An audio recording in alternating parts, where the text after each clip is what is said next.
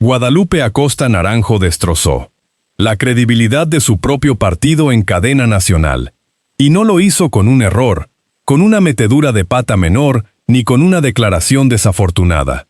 Lo hizo defendiendo, con nombre, con datos técnicos y con una vehemencia que rozó la desesperación, la empresa de un hombre que en ese momento ya estaba siendo trasladado a una celda de máxima seguridad, acusado de delincuencia organizada y tráfico de combustibles robados a escala industrial. Eso ocurrió. Ya está en el registro. Ya tiene expediente. Y si todavía no te suscribes a este espacio, este es exactamente el momento de hacerlo, porque lo que vas a escuchar en los próximos minutos no lo vas a encontrar resumido con esta claridad en ningún otro lado. El partido político más nuevo de México, Somos México, lleva apenas una semana con registro oficial, cuando uno de los integrantes de su Consejo Consultivo Ciudadano aterriza en el Altiplano, la prisión federal de máxima seguridad, donde se encierra a quienes un juez considera demasiado peligrosos para una celda ordinaria.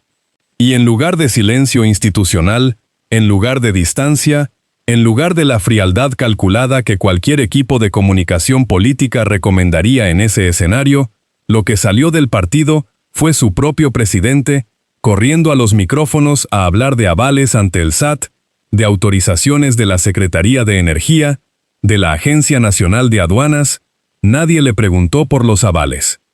Nadie le pidió un informe contable. Pero él lo dio. Y ese detalle, ese nivel de especificidad sobre los papeles de una empresa que supuestamente no tiene nada que ver con él, es donde empieza a romperse todo. Suscríbete a este espacio si no quieres perderte lo que sigue saliendo de todo esto, porque apenas estamos abriendo la primera capa de algo que tiene muchas más. Para entender por qué la reacción de Acosta Naranjo tiene el peso que tiene, hay que entender quién es Ernesto Rufo Apel y por qué su nombre no debería haber aparecido nunca en la lista de personalidades ilustres de ningún partido que se presente al público como proyecto de renovación democrática. Rufo fue el primer gobernador que el PAN ganó en la historia de México. Baja California, 1989. Ese hito histórico tiene su nombre grabado, y durante décadas fue tratado como un símbolo fundacional de la alternancia política en este país. Pero los símbolos tienen reverso, y el reverso de Ernesto Rufo incluye señalamientos que no vienen de ningún medio alineado al gobierno actual, que no provienen de Morena ni de ninguna institución que la oposición pudiera acusar de parcialidad. Vienen de Felipe Calderón.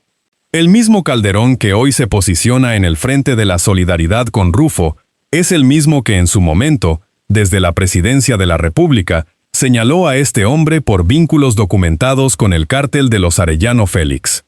Mis amigos, ese dato no apareció en ninguno de los comunicados que la oposición difundió el día de la detención. Ni en uno. Y su ausencia no es descuido. Es una decisión. Somos México tiene exactamente una semana de existencia registrada como partido político cuando ocurre todo esto. Una semana.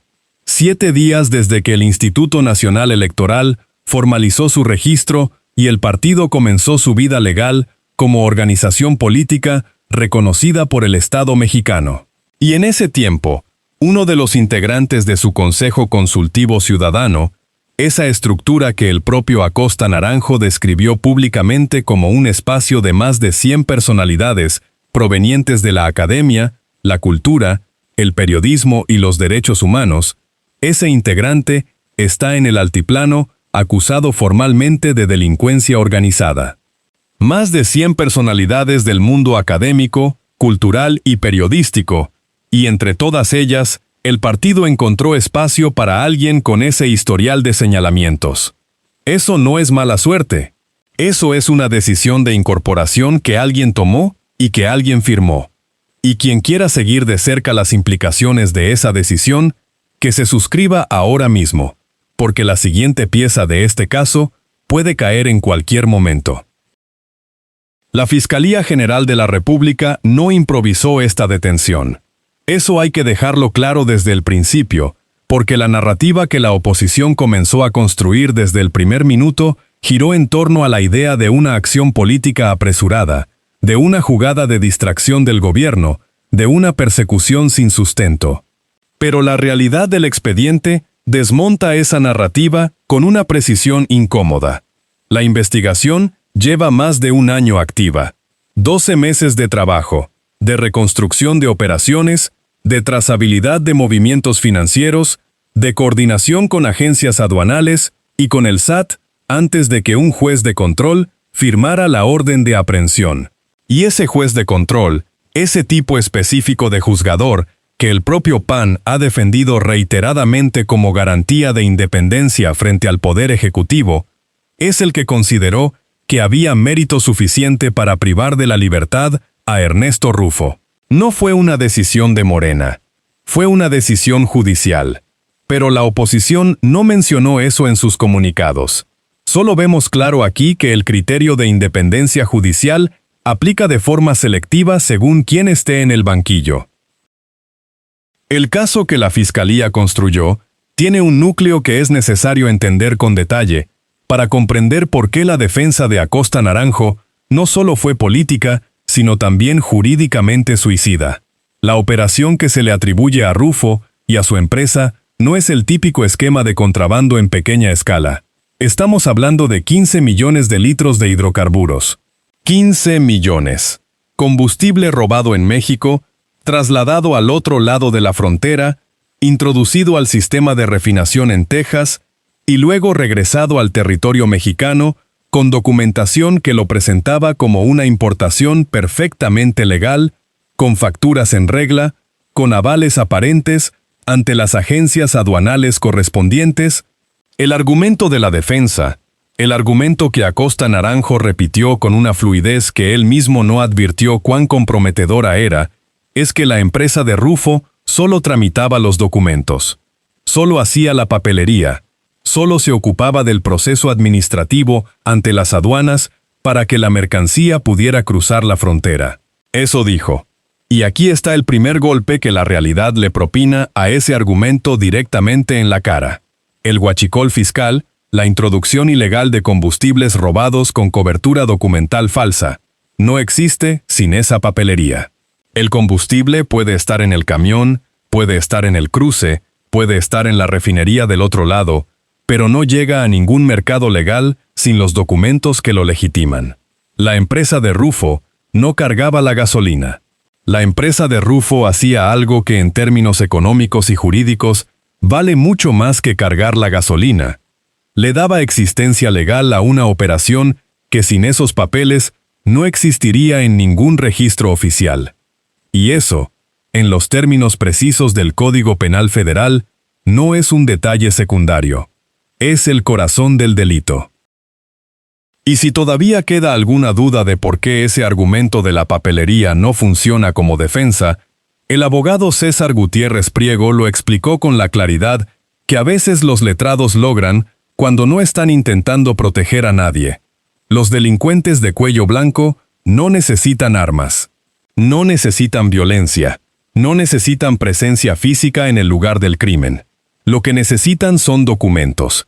Y saber cómo hacer que esos documentos parezcan legítimos ante los ojos de las instituciones que deben revisarlos. Ese es el verdadero negocio del huachicol fiscal. La violencia es para quien no puede pagar una empresa con oficinas, con sellos, con personal administrativo y con papelería que soporte una auditoría superficial. El crimen de cuello blanco opera en otro nivel.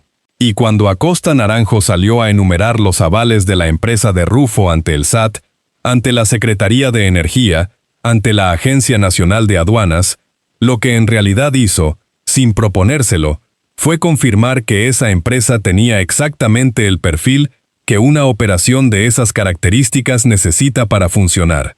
Ese es el primer golpe de hipocresía al descubierto. Pero no es el último. Ni siquiera es el más grave. Porque lo que viene debajo de esta capa es lo que nadie en la oposición ha querido explicar todavía. Lo que hace que este caso trascienda la historia personal de Ernesto Rufo y se convierta en un problema estructural para Somos México, como organización política, es la reacción institucional del partido ante la detención.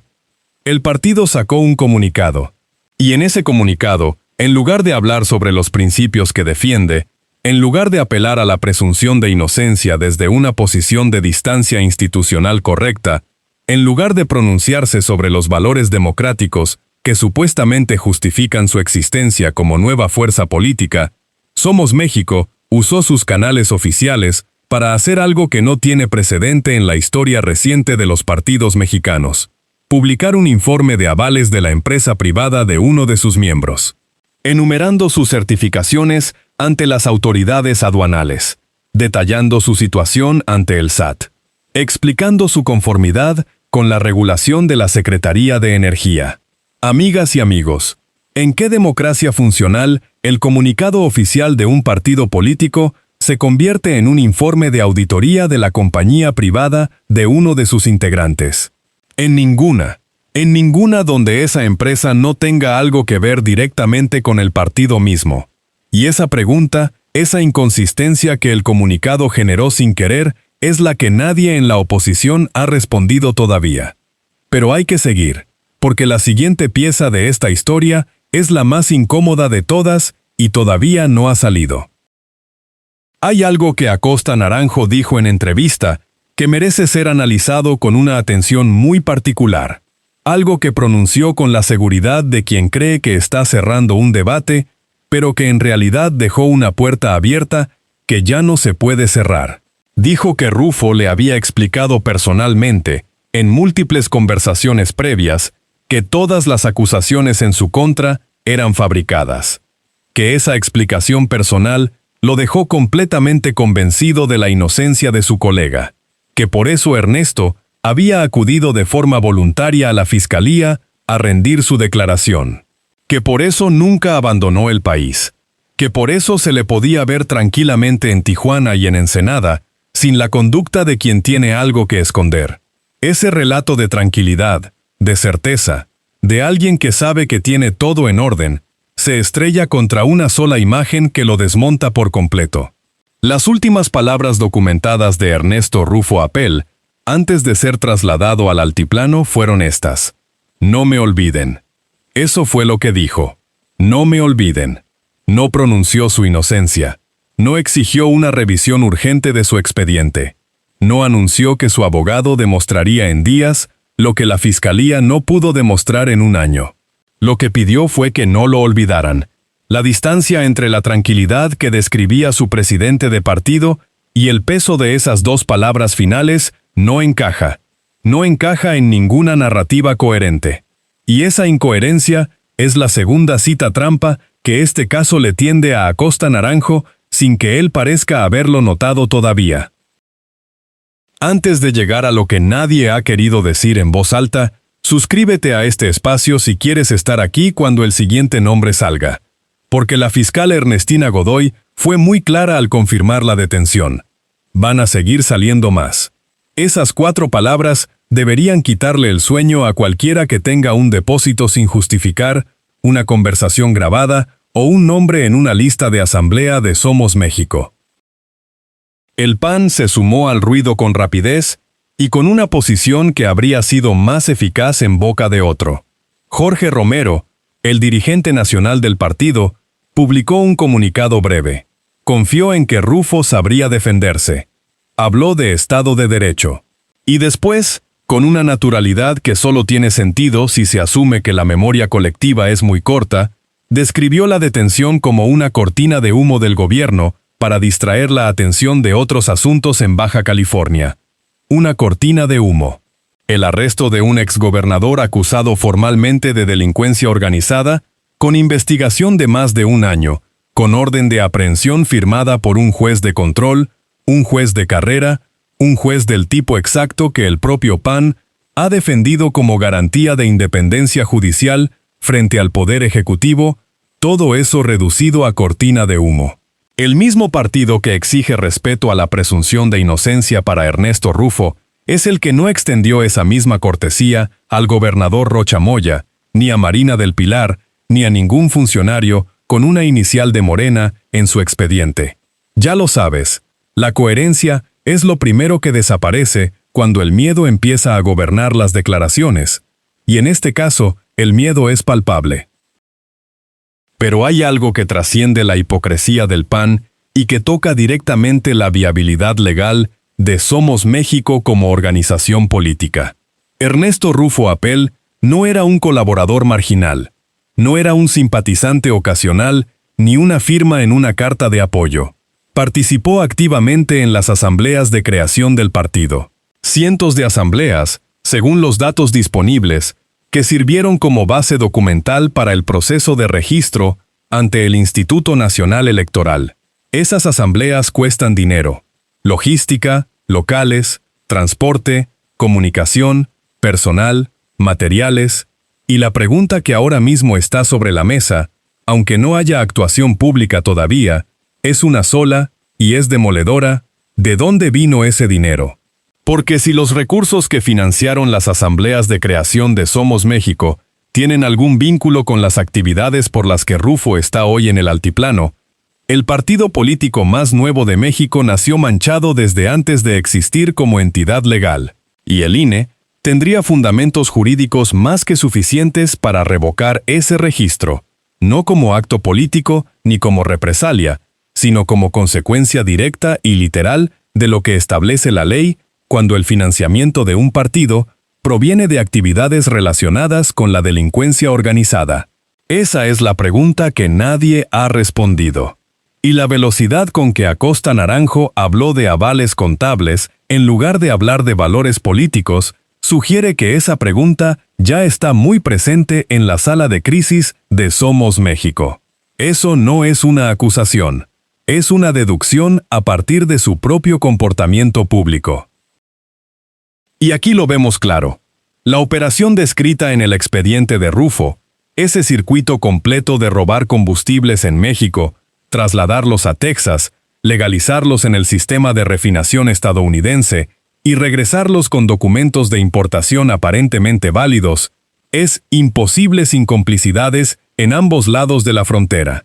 Imposible. 15 millones de litros no cruzan de contrabando por 50 puntos aduanales sin que alguien en esos puntos tome la decisión de no ver. Sin que alguien con acceso a los sistemas de revisión decida que esa carga no requiere inspección adicional. Y esa realidad conduce a una pregunta que la oposición no ha querido tocar en ninguno de sus comunicados.